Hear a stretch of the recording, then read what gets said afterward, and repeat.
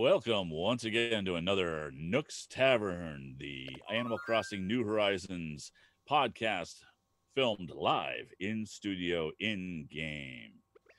Be sure to catch us each week on twitch.tv/Nook's Tavern at 8 p.m. Eastern Time for the live broadcast. And also visit our Patreon at patreon.com/Nook's Tavern. My name is Kurt Booten, otherwise known as Stumbling Bumbling Kurtstable. And joining me, as always, the butter to my scotch, Mr. Phil Keating, otherwise known as the Imaginary Nomad. Hi, Kurt. How are you, man? I'm doing great. How are you doing? I'm all right. I'm all right. There's a lot of moving parts that came together all at the last minute, but I'm feeling good.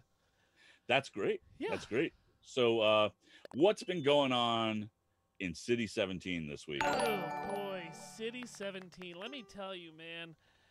I had an issue on Tuesday where I forgot to sign in for the entire day until I got home at around 11 o'clock midnight time, and I was like, oh man, I didn't run my dailies. How dumb of me. I gotta sign in and do this. I'll be in and out, quickly split, scuba-dee-ba-da-ba-doo. Oh great, Flick is here. I've been waiting for Flick. Oh great, Gulliver's here too. Jeez, alright. So then I spent about 2 or 3 hours running my dailies because, you know, I've been waiting for Gulliver. I haven't seen him in a while. And I had bugs I wanted to give to Flick that I've been holding on. So a quick, 15-minute run turned into a good 2 to 3 hours. So did you happen to make a big bank on your bugs? Well, the bugs I were holding was for statue. I wanted to have a statue and not really go after the bell game, really. But that's not the exciting thing that's happened in my town this week. The exciting thing is that I've been giving Tom Nook $50,000 a day to move my buildings around. So I'm starting the process of moving houses and moving the store. And the thing is, and I didn't realize this, and if I would have done any reading like a normal human, I would have realized that even if you want to move the house an inch, you have to move it twice because the building's already there and they won't let you rebuild exactly where it's at. Right. So I had to, move a house and then move it back to where I wanted it. So yeah, it's been all right, right? I'm not happy about it, but I'm gonna get through it, and then I'm going to start the process of actually focusing on my island and getting things ready for a 5-star island. I have a lot of friends out there who have already gotten 5-star islands, and that's great. It's time for me to really start hunkering down, not only with terraforming, but there's cool designs out there that I want to try. I saw somebody that had a hockey rink. Oh, and neat. I want to build a hockey rink, but not only just a standard hockey rink, right? I want to put benches behind it. I'm going to use the soccer nets as goals and do all this other stuff. So I have it all planned out. I just need to get down to the grindstone and actually start doing it. Yeah, I'm feeling the same pressure because I have the concept in mind for the island. It's going to be musically themed, and my idea is each quadrant will represent a different style of music. That's cool.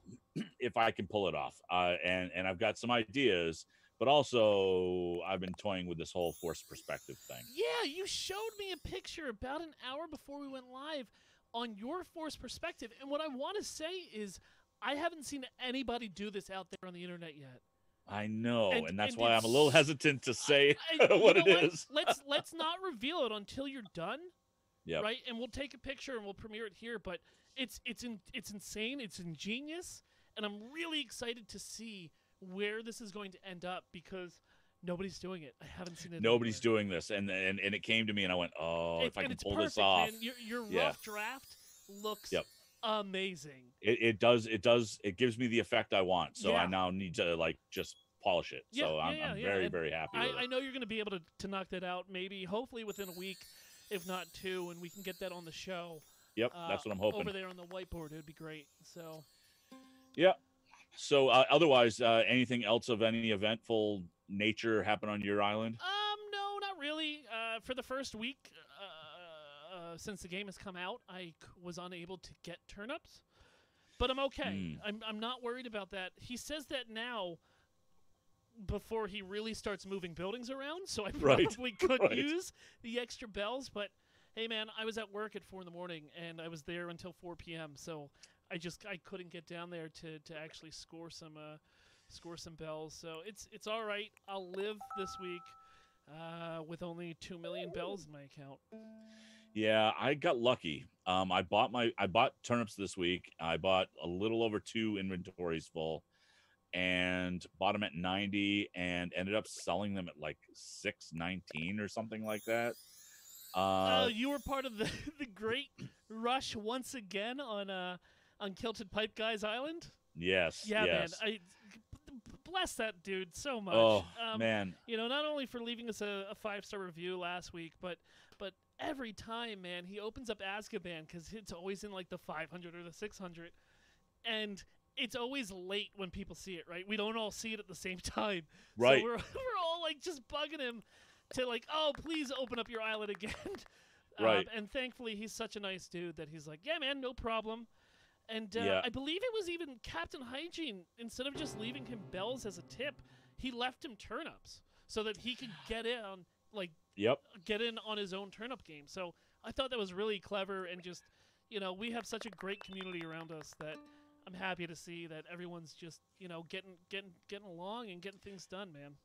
Yeah, it was crazy. I think I started in the bank with about 2 million bells, and when all was said and done, I had almost 8 million.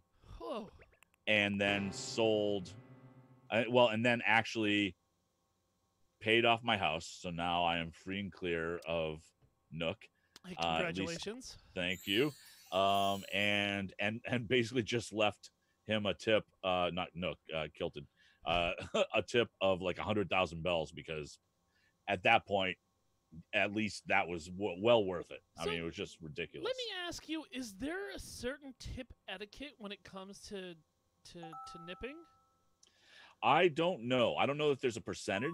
Yeah. But like, I think in the past, I think the last time I went over there, I balls and like a Nook Miles ticket. Okay. Because but I always want to leave something. Of course. Particularly, I mean, that's one. His generosity was crazy, and two, he really did open it up to a lot of people. Yeah, throughout the entire night.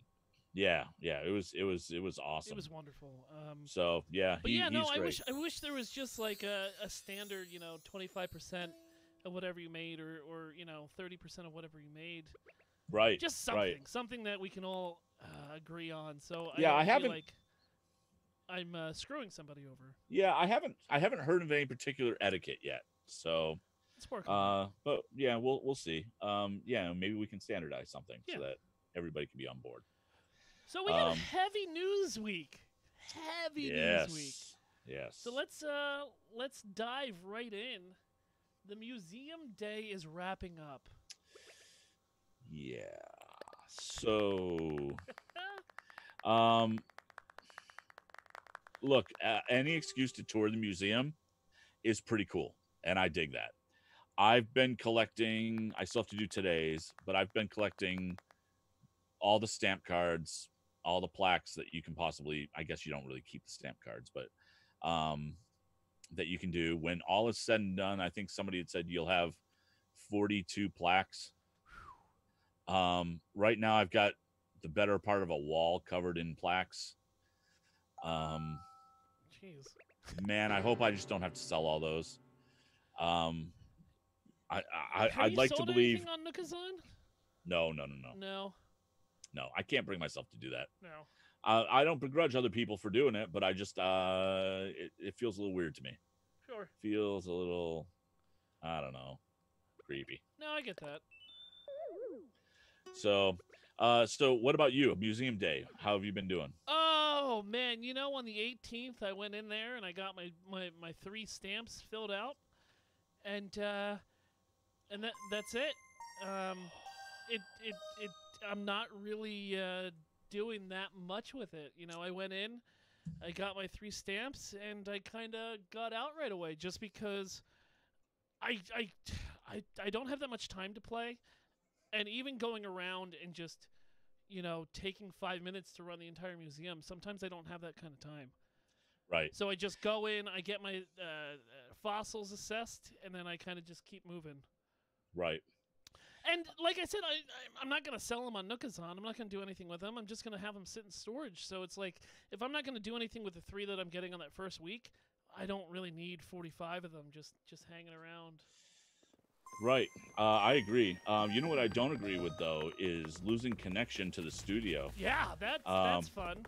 So yeah, so I will be right back. Apparently, Dodo's get me back to my home island really quickly. Yeah, that was when you don't want it to happen. nothing like a tech issue when you have a studio full of people. Yeah, no kidding.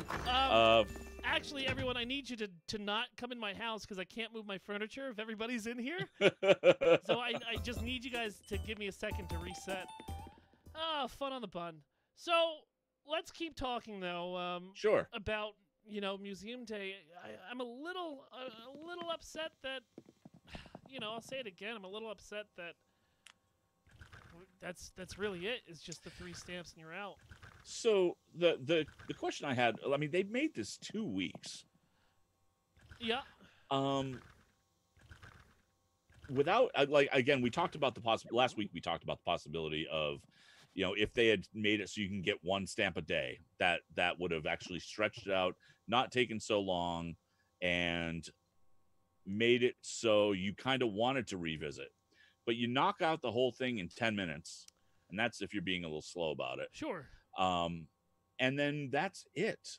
And so the question is, with something like that, why 2 weeks? Yeah, I agree.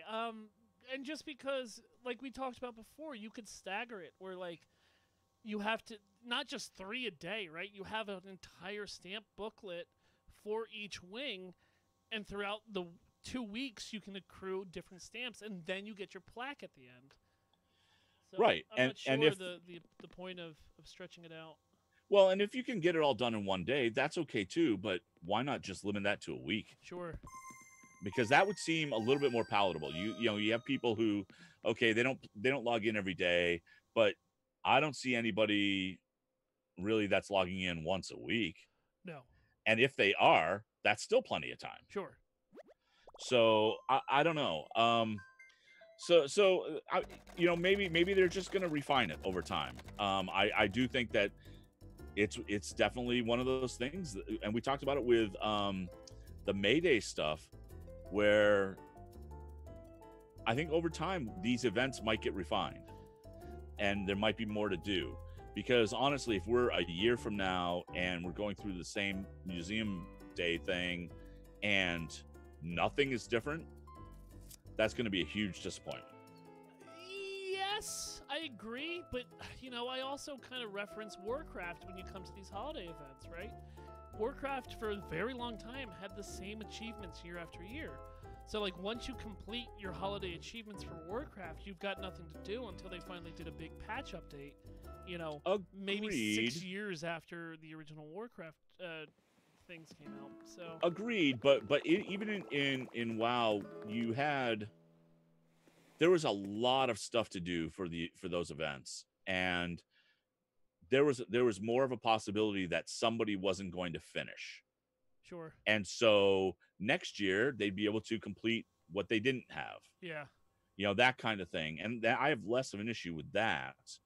But it just seems it seemed like Mayday and this one, Mayday we get 1 maze and then we're done, right? Yeah, that's pretty much. And Museum Day, you go into the museum for 10 minutes and you're done, and that seems to be just too little if you're going to do something like that. So I don't know. It's okay. It's almost over, and we've got wedding season to look forward to. Yes. What about wedding season? Do you know? I know it's going to be around Reese and Cyrus, and that we will have wedding decorations that presumably we can collect. Yeah. But how we're going to get those, I don't know. My guess is that there's probably going to be a bunch of DIY using flowers. That would make sense. That'd be my guess, but Yeah, I mean, that's a good guess. there's little information about that. I do know that we're going to have to include Harv's Island a little bit on that, and I mean, look, I've made no bones about that. I'm not a big fan of Harv's Island. I think it's a little weird. Yeah, it is a little weird. It kind of feels like an afterthought, and I don't know. There's something just about it that I feel like everything there is sticky. Yeah, and Harv's a little too laid back. A little too laid back, yeah, just a little too laid back. Yeah, so I don't know. We'll see. It gives us something new to do, and that's good.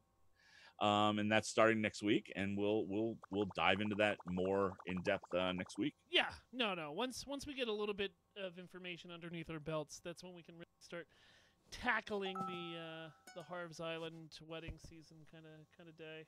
It is another event though where you have to be June 1st real time. Correct. You can't time travel. So very cool. All right. Well, with June right around the corner, we have some changes coming to the Fish and the Bug again, thankfully. Yep. So which I love that. I love the fact that's always changing. It's wonderful. Now, with that said, have you caught everything that you could for I'm May? sure I have not. Okay. I'm still missing the Maui fish. And I'm still missing the banded dragonfly. I can't catch it. I can't catch him. I hate it, and I can't catch it. The banded dragonfly. It's a little bit faster than the other one. I don't know if I got that one or not. I will chase those things for a little while and then go forget it. I can't deal with this right now. So. But it's the only one that haunts me. I hate that. But for the Northern Hemisphere, bugs arriving in June are the following: mosquito, firefly. The Emperor butterfly is coming back. And Interesting. Then you have your Goliath beetle, which you can find on palm trees, your drone beetle, which is on normal trees, and then your rainbow stag, which you can find on trees as well. In the Southern Hemisphere, they're getting the Raja Brooks birdwing butterfly, the Emperor butterfly, and then a dung beetle, which will be rolling snowballs. So what? Look forward to that. Well, that's in the Southern Hemisphere. Southern, right. Oh, I keep forgetting about that. So, and so what's leaving in terms of bugs? So for bugs, we're losing the mole crickets. And I think that's it in the Northern Hemisphere. In the Southern Hemisphere, you're losing a little bit more.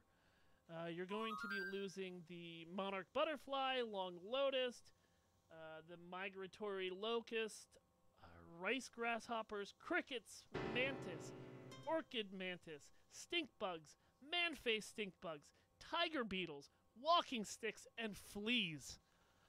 Whew. Wait, so those stink beetles are all leaving? That's for the Southern Hemisphere. Oh, for the southern. Gotcha. All right. Yeah, the only ones that we're losing in the northern is the mole cricket. Yep. Okay. Wow. Okay. But so, yeah. That's kind of not the important thing about June. Oh. The important thing about June, Kurt, is the fish that we are gaining in the Northern Hemisphere. There's a lot of fish coming. Not only is it a lot of fish, it is my favorite time of year to fish. Like, I love this time of year to fish, and I'll tell you why once we start getting into it a little bit. I bet I know why. But heck yeah, you do. Yeah. All right, so we have a lot coming, and what's really cool is there's a lot of very large fish coming. Hot. So, go ahead. No. I'm just I'm excited. I'm very excited. Yeah, I am too. And honestly, given what I'm seeing, people can make a lot of money in June. It's weird how CJ just won't show up no kidding. For the entire summer. It's going to be fun.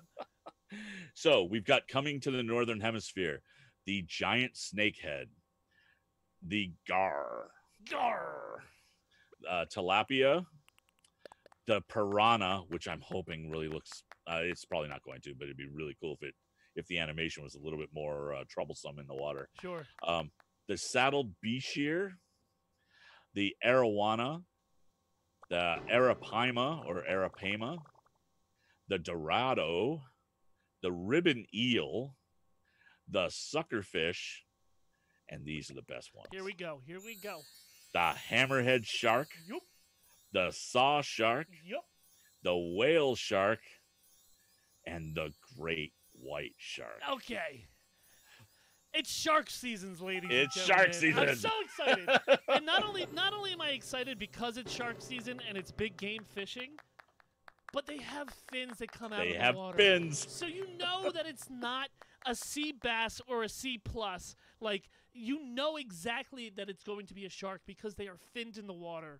And I love it. There's nothing more exciting than running up to your dock and you find just a finned fish just sitting there. And the fins are only on those very large sharks. Correct. I mean, so there's no mistake. You're not going to get a finned sea bass. No, not at all. So coming to the southern hemisphere, okay, so they get the pond smelt, Yay. the stringfish, which I still don't have, so that would have been one that I'd like to get. Well, I have a friend who has a southern hemisphere island, so maybe if you talk to her, she'll let you in. Oh, maybe so. Squid, the sea butterfly, and the oarfish. Now, I don't think they've had the oarfish yet, so that'll be a nice surprise for them. I think you're right. But I don't know. Northern hemisphere for the win on this one. It's going to be very, very cool. Now, fish that are leaving the northern hemisphere, we're only losing 4. Oh, no, I'm sorry. We're only losing 3. Yep. We're losing the loach, thank goodness. The oarfish, okay. I mean, I've got mine, and the golden trout, which I think I managed to get. So, so that is those are the only 3 that we're losing. And in the southern hemisphere, oh boy, they're losing the mitten crab, the guppy, the neon tetra, the seahorse, the zebra turkeyfish, the barred knife jaw, the ray, and the cherry salmon, the char, and the golden trout. Whew, boy. Yeah. Gotta love winter, huh? Yeah. Yeah, that'll happen. Yeah. And, and we have winter coming. It's just going to be a while. Winter is coming, yes. Winter is coming. I'm just excited because here's a real deal. Like, I haven't been fishing that much. I just haven't, right? I've gotten everything I need to except for the Maui Wowie. And I've been really bug hunting recently because I'm still, I think that's a little bit easier to get bells off of. Right. So it's really, I'm excited because this is going to get me back in the streams. It's going to get me back in the ocean because we have an extensive list of things that are coming. And I'm just excited. I'm very excited for all of this. Yeah, I can't wait to catch my first shark. Oh, I know. I'm really looking forward to that. So. And then, so obviously the firstborn goes to the museum. Right. Are you going to start building a shark aquarium? Or do you think? Or do you think you're just going to sell all of them? I don't know yet. I mean, sharks. Catch them. Yeah, got to catch them all. It's a Jawsome time, my dude. Oh. I don't. Just line your streets with them, and you'll have literal street sharks. No, come on. I'm taking that for the win. Yeah, okay, fine. Take the street sharks. Half the people listening to this podcast don't know what street sharks are. That's fair. That's very fair. But I do, and their parents do, and that's all that matters. So, let's see. Did we take? Okay, so we do have another news piece here. Animal Crossing airport color determines the items that you get. Yeah, the color of the items that you get. Tell me a little bit about this. So, it's I'm pulling up my infographic over here for the reference. So basically, there are 4 colors of airports. There's blue, orange, green, and yellow. And those determine what the default color of certain items. So like if you have a blue airport, the default color of your vending machine is gray. and the default color of your monster that you can buy is red, and the default teacup ride that you get is like black and red and white. um and there are a bunch of other things like that, but there's that. The orange, you get the looks like a brown monster. For the yellow you get a black monster, and for the green you get a blue monster. But then also what we found is, or not we, I wasn't even part of this, No, but you found it. Take credit. yeah, what I found is, um when you also see other items of a certain color, it means that you are likely to have items, specific items, kind of related to those groups. Sure. So if there's the lighthouse, for example, that is, if it's black and white, you're likely to have, like, the satellite dish will be pure white. And if your lighthouse is pure white, you're likely to have a satellite dish with a Nook's logo on it. Interesting. And yeah, and there's a whole group of these. We'll link to these in the show notes. It's really interesting to see which items and how are related and how they come together. So, but there's a great infographic, and I wish I actually could have figured this out, but what I'm seeing here was reported by Vicky Blake, a Eurogamer, and and she credits Praise Holo. So we'll link to that article. It's really cool. I didn't realize there was 8 different colors of TARDISes, of the police boxes. I'm seeing, yeah, 8. Yep. I know it kind of makes you want to get them. Well, that's the thing. Like, I got the standard blue, and it wasn't until somebody's like, "Oh man, I got the gold one," and I was like, well, "I'm sorry, what? You got a what?" No, there's only a blue, and they're like, "No, you're wrong," but that's cool. And I was like, "Oh man, I kind of lucked out then." Yep. Yeah. So it's very cool. It's very cool. So that's that. And let's see. Oh yeah, breaking news on that update that happened while we were recording last week. Yeah, you've got an hour to do your hour show. Don't mess up and go message we got as we hit live. Yep. And so what we found out was it fixed the duping bug, and that's it. And we talked about that on show, that we thought that's what it was going to cover. So easy enough. Right.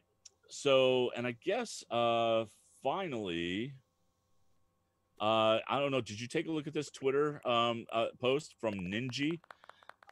Now, Ninji is the guy that's been doing all the or the primary guy that's been doing the data mining when there are new versions that are coming out. Okay. And he figured out the math behind how villagers move out. What? Well, and that's something that everybody's been talking about, right? How do I get these villagers to move out? You just hit them with your net until they get angry, right? No, yeah, it does nothing. What? Yeah. So, unlike previous Animal Crossings, that does nothing. So, before any of them consider moving out, you need at least 6 villagers. Oh, I already got that. All right, so that's fine. And then on a given day, the percentage chance of somebody asking to move is given by V times 5 plus C, where V is the amount of villagers you have, and C is the move out talk count. Once again, I was under the understanding that there would be no math. There's a lot of math. And then, so I'm not going to go through all of it. There are highlights, though. There's a 5-day cooldown after telling a villager to leave or stay. So nobody will ask to move if the move out talk count is greater than or less than or equal to 5. I'm getting nervous, though, because, like, for a very long time, I haven't had anybody in my campsite. And I finally had someone visit, and I was like, oh, I don't want to go in there and be disappointed knowing that it's, like, Pytro. And he's just like, hey, bud, I would love to move here, but nobody loves me. Sorry, bud. And I was just like, oh, God, I don't want to go in there. I don't want to go in there. And it was somebody I didn't need or want. So I was pretty thrilled about that. But I've just stopped talking to some of them just in hopes that They're like, all right, yeah, the heck with you too, sir. Bye. Yeah, there's a whole lot to it. There's like friendship is ranked 0 to 255, starting at 25. And so there's a whole lot of math. There's a lot of math. We'll link to the post. You can go and read it yourself. If you have any questions, please ask Ninji, Yeah. because math is hard. Yeah. So, and this is not a math podcast. It is So, not a math podcast. That's our underline. Animal right, Crossing, not a math podcast. not a math podcast. So, with that said, we're going to head into the break. People on the podcast, enjoy the ad. We'll see you on the other side of that. People in chat, hang around. We'll talk with you for a little bit, and then we'll just keep on rolling. Cool.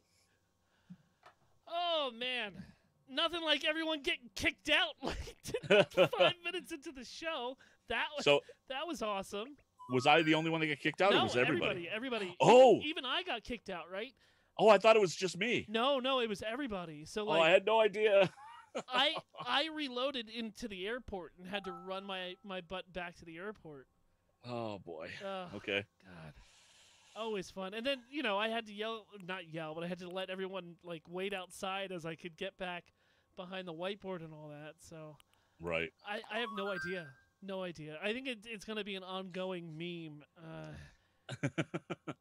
I wonder with this many out. people in the studio. Yeah. Maybe I should hardline my Wii when we do this? Or my Switch? My Wii. Oh, boy. This office is too hot. Skippy, thanks for the sub. You're going to be cool. our bell boss by the end of the night if nobody else tops you on that. So I appreciate you. All right. You want to, is there anything else you want to cover? With the chat room? No. All right. I think we're good. All right. Well, then you can lead us back into the show whenever you want. Okay. And welcome back to Nook's Tavern. Thank you so much for sticking around during that break. We now are going to jump into our community spotlight. For the last few weeks, we've highlighted different videos and different things that people around the community are doing. Particularly, it seems like we're gravitating towards pop culture references. So what do we got up first on tap for you, Phil? That's because they're fun and we all love them. They really are. So I was just trolling the old Facebook recently. And by recently, I mean, I think yesterday. I don't know.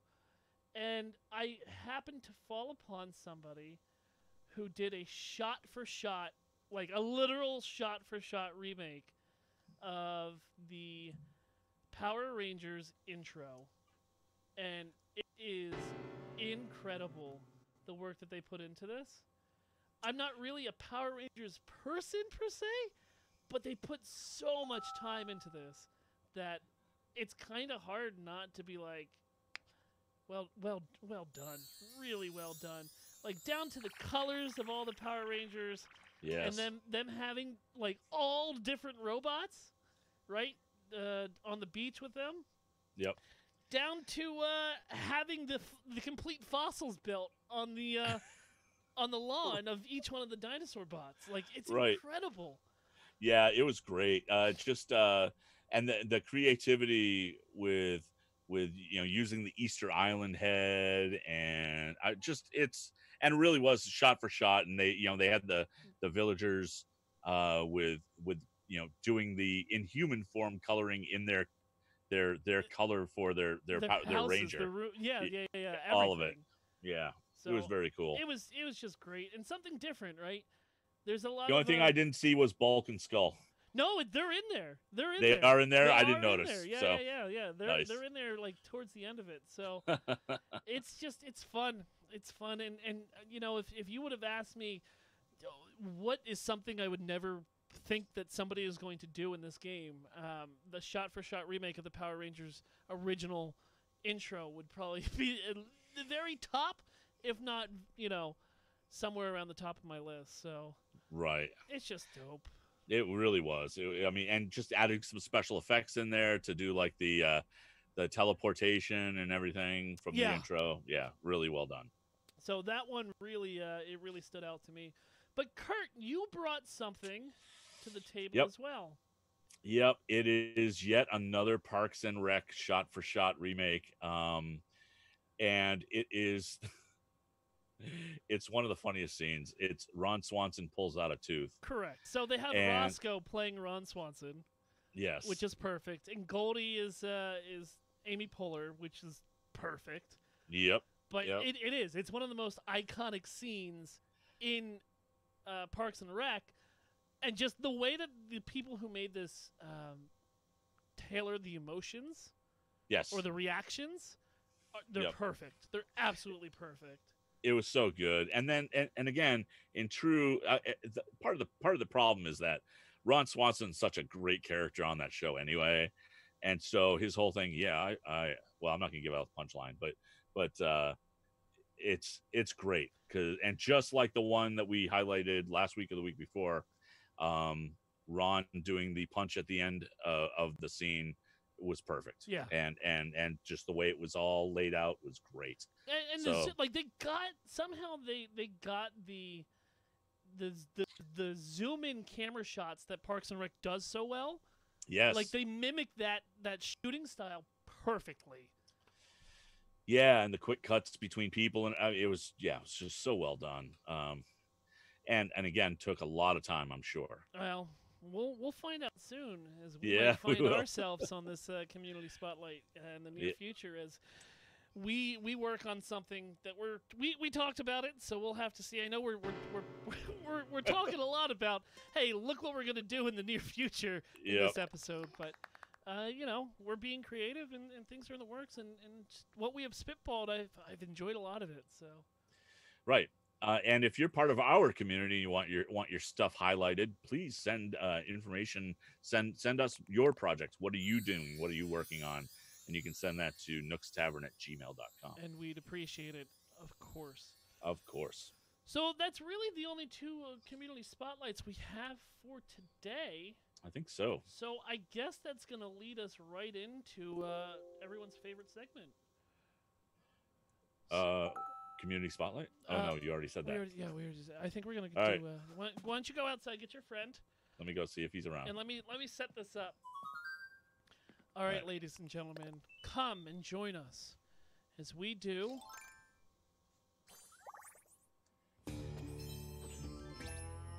Behind the Bells. The Nook Syndicate story. Oh boy. Okay. So, Phil, why are there so many people here? Hey, Bagman. So, you have more people. Well, yeah, we talked about this, man. We have people here that support you. I'm even sure one of these guys in the audience today is part of the Bagman Brigade. It's just more people that you can speak to, my dude. Bagman Brigade. Yeah. He's here? He's here. Okay. So first, get a bag. I guess we should deal out paper bags to the Bagman Brigade. You're right. All right. So, So with all seriousness in here, first, let me say thank you to Nook's Tavern. I've started a new Twitter account. I'm sorry. Hold on. Nope, wrong emotion. I'm sorry. What? I've started a new Twitter account. Are you sure that's the platform you should be on? Look, if the president can do it, I can do it. All right, hold on. We're not that kind of show. Okay, so and if you want to follow the progress of my fight against Tom Nook, go ahead to Twitter and follow Mr. E Bagman. That's MrEBagman, Mr. E Bagman, and I will continue my fight against Tom Nook because of the support of everybody in this audience. Oh my God! Now, for this week's topic, Gulliver. Oh, Gulliver, my dude.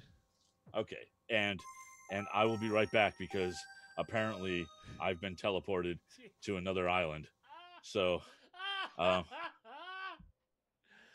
unbelievable. So that's fine. While I'm running back, I can still talk because our audio is still connected. That's true. So, Gulliver. Now, have you run into Gulliver? Yeah, I saw him 2 days ago. He was sleeping on my beach at midnight. Yeah. So for those of you who are not in the know, Gulliver is, um, well, he's a seagull, and I say that with some trepidation, but you'll find out why in a minute. Who you may find out, you say sleeping, I say passed out. Passed out on your beach. Um, uh, I don't know. When you go to talk with him, he appears drunk. I'm just gonna say it. He appears to be drunk, and it takes a long time to wake him up. Right? Well, You got to talk to him four or he's a five sailor. times. He's a sailor. Well, is he though? Because there's some question about that. So um, I t- I think we're seeing someone who's just about hit rock bottom. And not only does he talk gibberish for a very long time before you're actually able to wake him up, but he's a repeat offender. Like it happens every time. And Yeah. well, I mean, does it? I mean, I maybe your island's different I mean, than I haven't seen him in almost a month, so. yeah.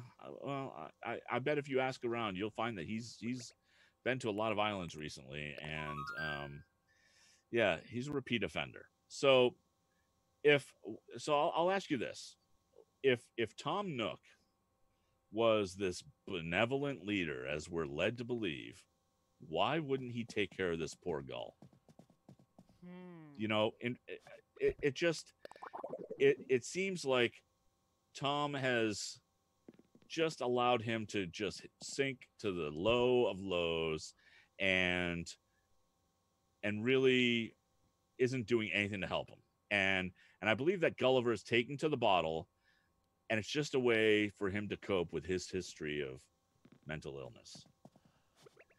So yeah, it's sad, to be sure. It's sad. But did you know at one point Gulliver thought he was an astronaut? I'm sorry, what? Yeah, he thought he was an astronaut and fashioned his plane to look like a UFO. Okay. In fact, in Wild World and City Folk, he had massive amnesia and is always asking to help find his ship parts. Now, UFO, if a UFO is coming to our planet, never mind our town, I'm pretty sure not going to find ship parts in our town, right? You just had to hunt around and find some junk that made him think that they were his parts, and he seemed to be okay. And it, even at one point, he tried to convince us all that he was an alien. And this was referenced in the Dubutsu no Mori movie, the Animal Crossing movie. And even then, we knew that he wasn't, because when we returned his parts to him, he counted them out in English. Well, Aliens maybe he don't has a know English. babblefish. Well, okay. Now you're just making excuses. Are you working for Nook? Well, no, it's not that I'm working for Nook, but you gotta also think, right? We never see the boat that he is on.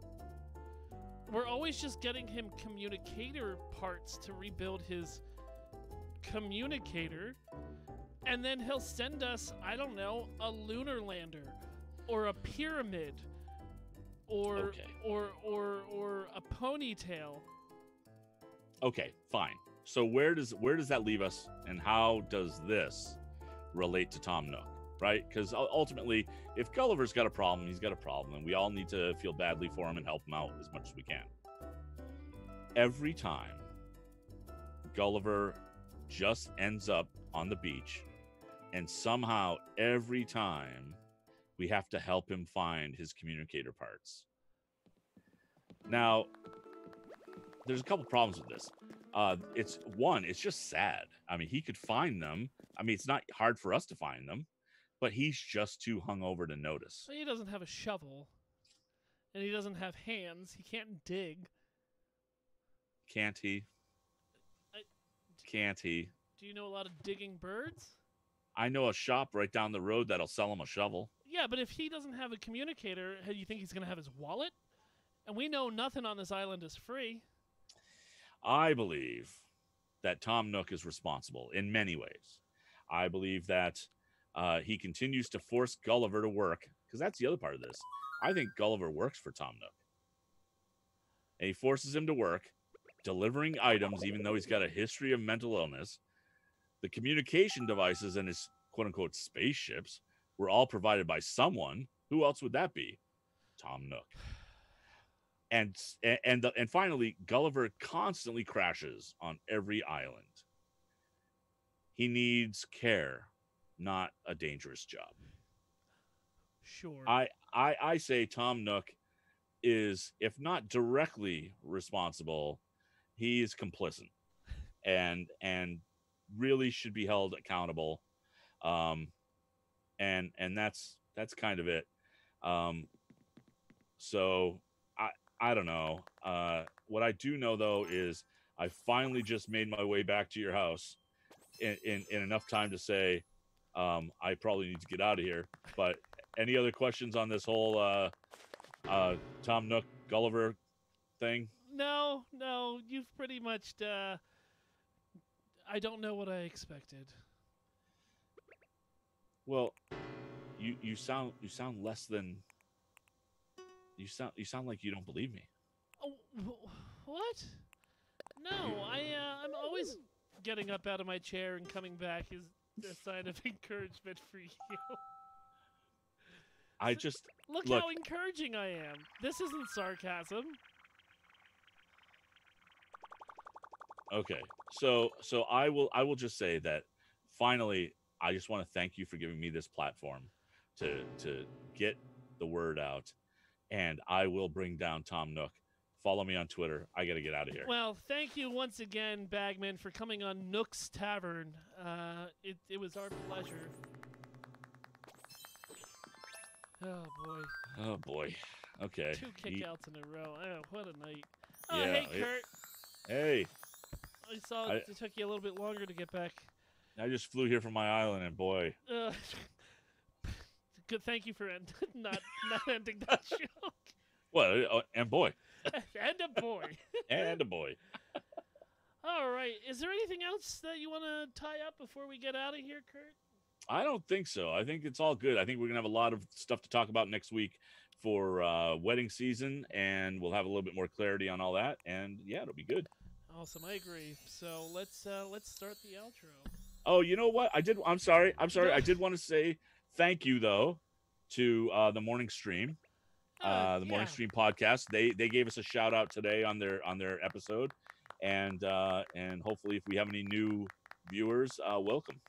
Yeah, Brian and Scott are good people, and Brian, I contacted Brian after it came out, and he said he had a lot of nice things to say. So I really appreciate both of them for giving us that spotlight opportunity.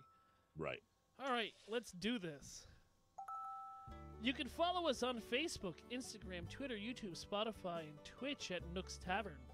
This episode of Nook's Tavern was brought to you by our executive producers, also known as the Bagman Brigade, B-Mail.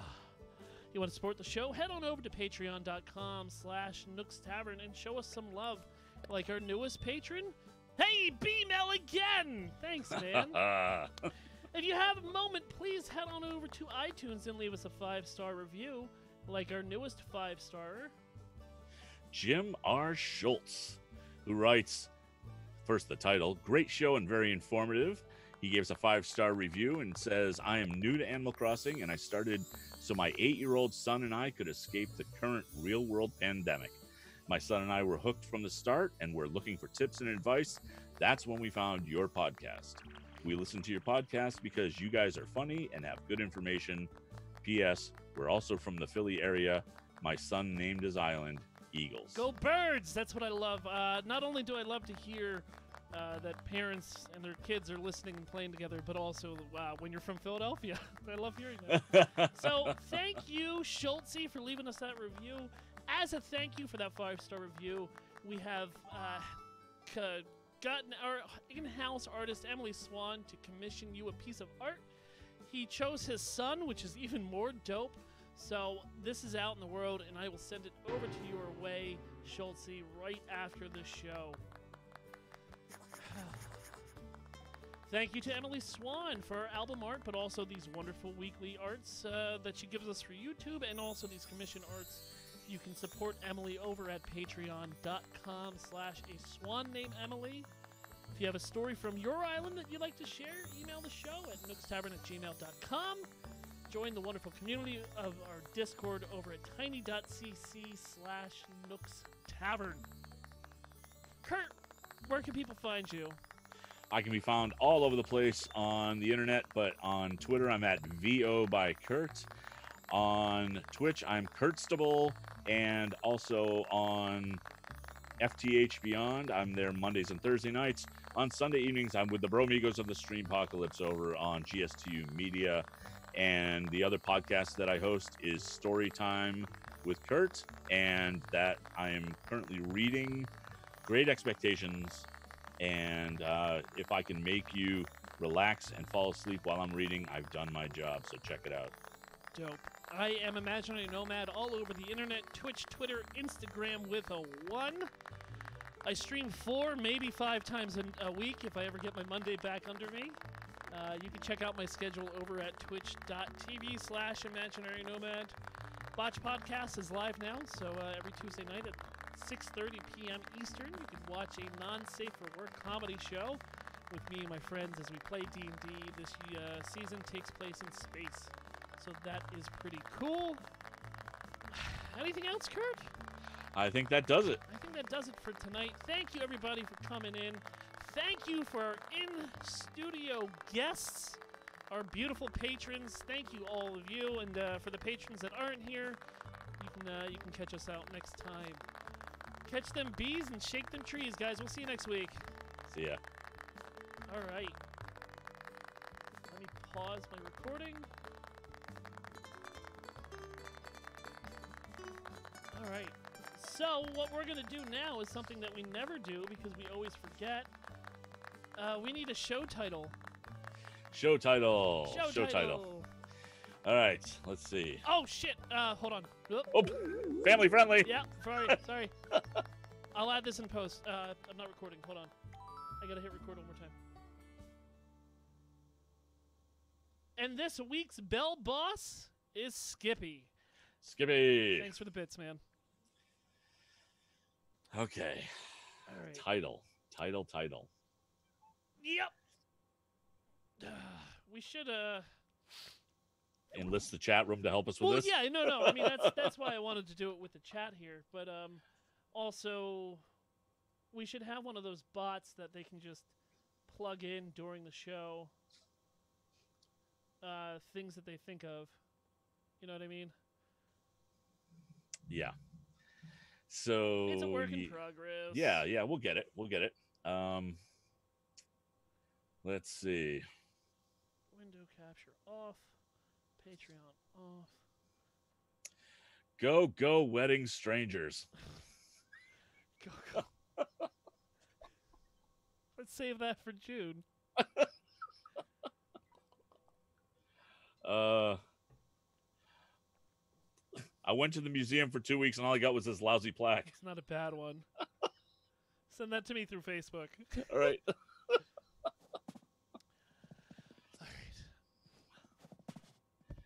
I can't get out from behind my desk because you guys are in here. Bummer. Just wait for us to get disconnected again. Yeah, it's true. Oh, come on. It's such a bummer that kept happening. Yeah. Well, at least we kept it going, though. I mean... Oh, hold on. Did you see Baloney's character's face? No. Oh, my lord. Hold on. He had a 12-mile stare on him. Oh. He's gone now. He's gone now. Yeah. Oh, well. Hold on. I want to write that in Facebook before I forget it. There he is. Baloney, do that stare thing again. God, hold on. I can't do both. Oh, yeah, no, that's creepy. Yeah, don't do that. Stop looking at me. He had like a shocked look on before that his face got real big. B-Mail, we got to get you a bag. Yeah. I'll ship you a bag so you can be in the Bagman Brigade.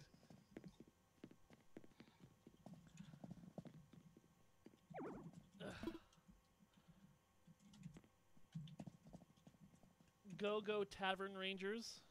Yep. Well, Captain Hygiene, you have roughly 3 hours to think of a better title than what Kurt said. And send it to me. Oh, this office is so sweaty. Yep. I bet. Oh, I thought I made that invisible. There we go. All right, I'm going to get up out of the seat and go down the stairs. Yeah, all right. Yeah, that was a bummer, the disconnections. Especially right as Bagman's Yeah. segment started. It's a conspiracy. Well, I was surprised that you didn't blame the Tanuki for knocking me out. Oh, that's pretty funny. Come out of the house. I can't. Why? Nobody's blocking you. My character's frozen. There we go. I'm having trouble pushing my whiteboard. It's very heavy. All right. Bloop. The guys were waiting for me outside. To jump you. Well, except they were applauding. Which was cool.